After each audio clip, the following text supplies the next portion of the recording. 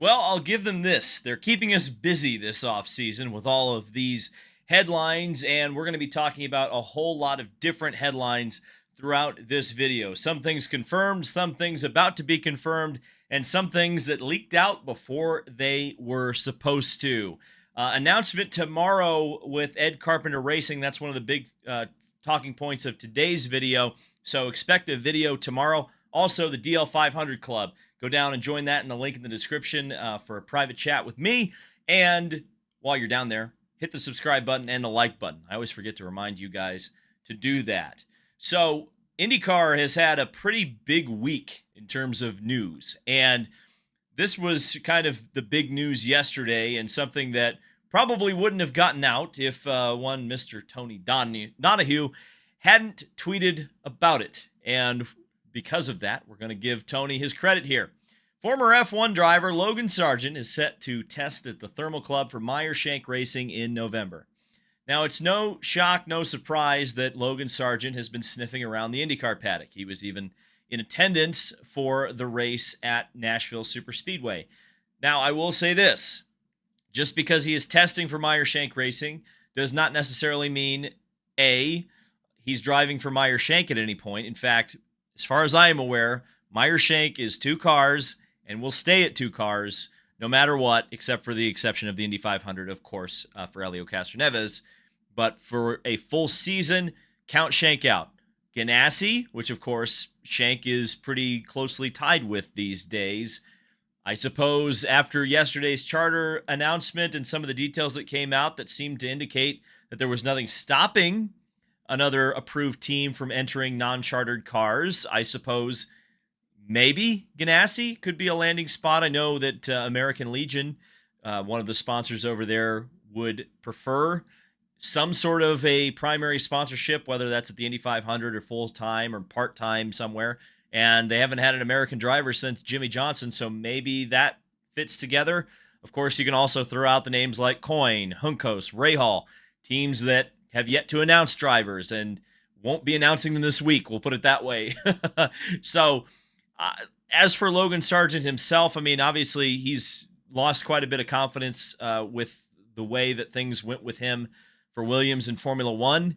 So for him, a test here at the Thermal Club, which, you know, why the Thermal Club is quite a head scratcher for me. I suppose the only logic would be that there'd be no prying eyes that aren't supposed to be there to see the test at Thermal. And yes, Thermal is a points race next year, so maybe Meyer Shank wants to take the opportunity to take a rookie driver there to get an extra test day to try to capitalize on a new track or a relatively new event for the Indy cars. Sure.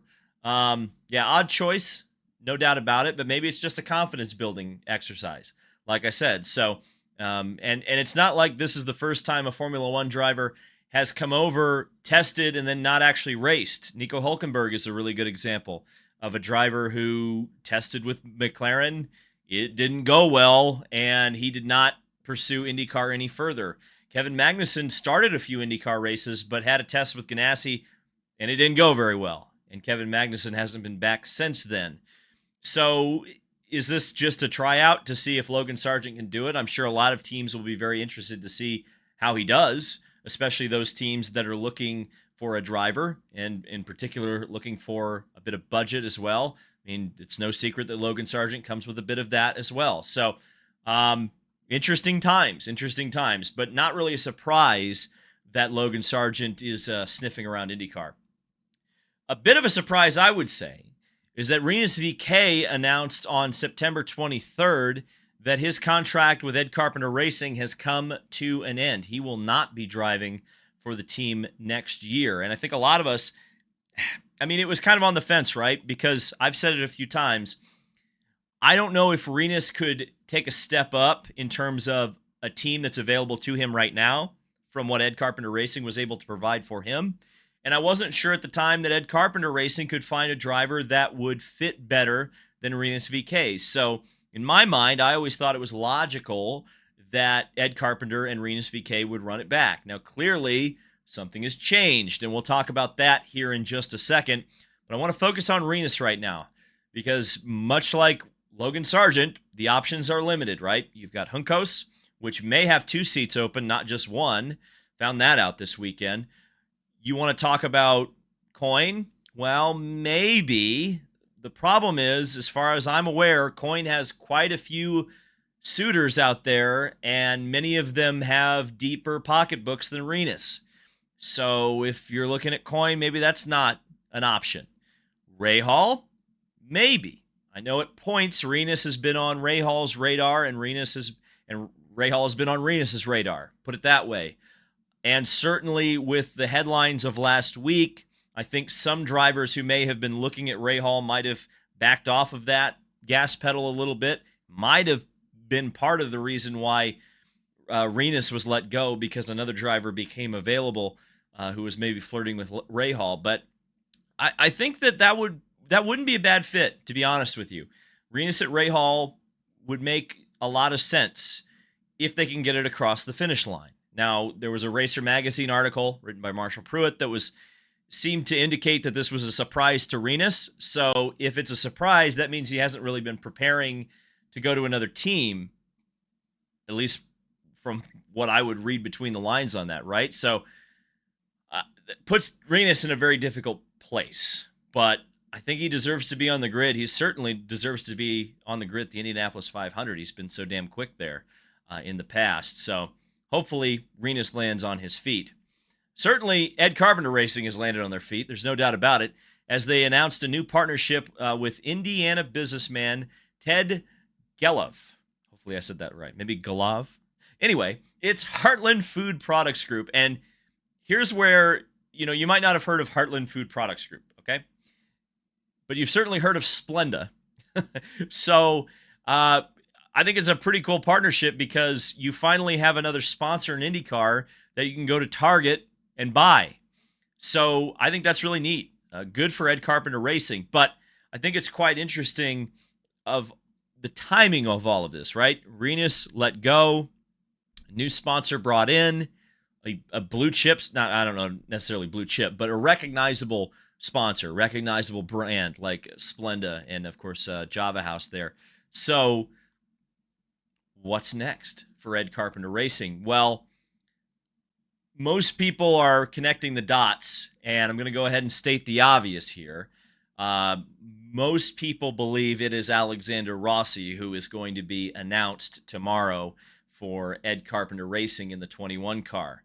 I would assume that Christian Rasmussen will be the second driver, and then, of course, Ed Carpenter at the Indianapolis 500, but that is just a guess right now. Now, that being said, with Rossi, there's a couple of things that make a lot of sense. Number one, it had looked like, we'll put it this way, Rahal was the most likely landing spot for Rossi.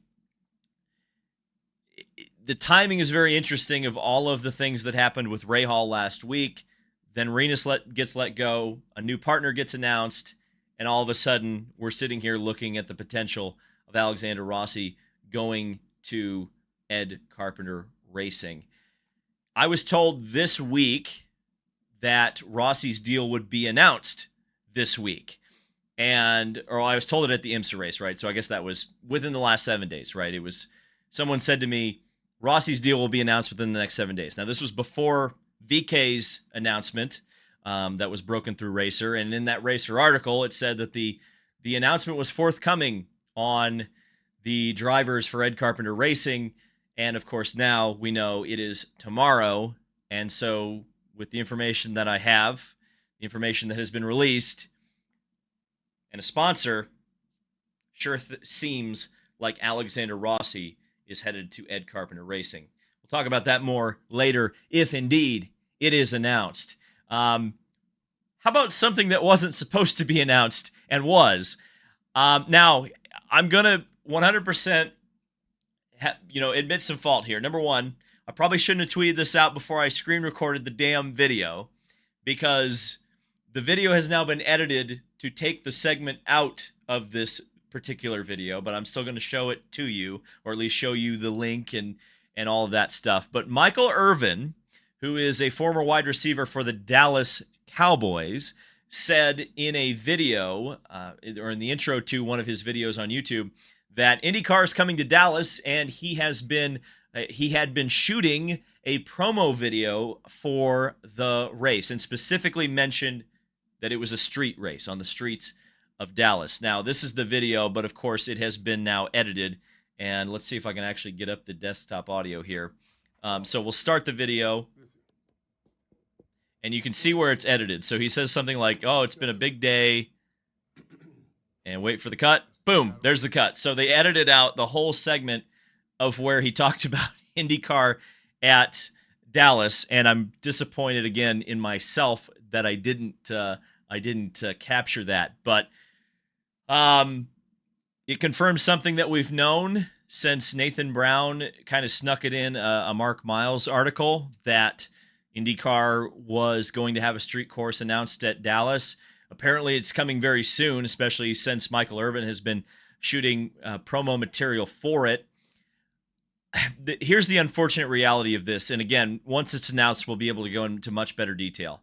Number one, if it's a street course, and I've said this before about street courses, please, please, please make sure it is looks and feels like a real racetrack that just happens to take place in a city. Please make sure that the pit lane is on the same straight as the start-finish line. And please make sure that the start-finish line is long enough to start and finish the race. These are the bare minimum things for a street course. That is bare minimum. But more importantly, from a standpoint of the fan base, from a standpoint of public relations with the fan base, it's not a good look. And I get it, and I wonder how they're going to combat it. And I get that this is going to be an unpopular thing to say. But from a fan base perspective, it is a terrible look to leave Texas Motor Speedway just a couple of years ago when you put on one of the best races, one of the most fan-pleasing races ever, and then you're going to go to a street course in the exact same market just a couple of years later. And I understand you're doing it for NTT, which is based in Dallas. Understood. Tough pill for the fan base to swallow. And clearly, with them making Michael Irvin edit his YouTube video, they clearly didn't want this out right away. But it clearly is also coming very soon. So be on the lookout for that. And we will react to it in due time. Ed Carpenter Racing announcement tomorrow. Most likely Alexander Rossi. But at this point, I am prepared to be surprised by anything. They could be announcing Nigel Mansell tomorrow. You never know.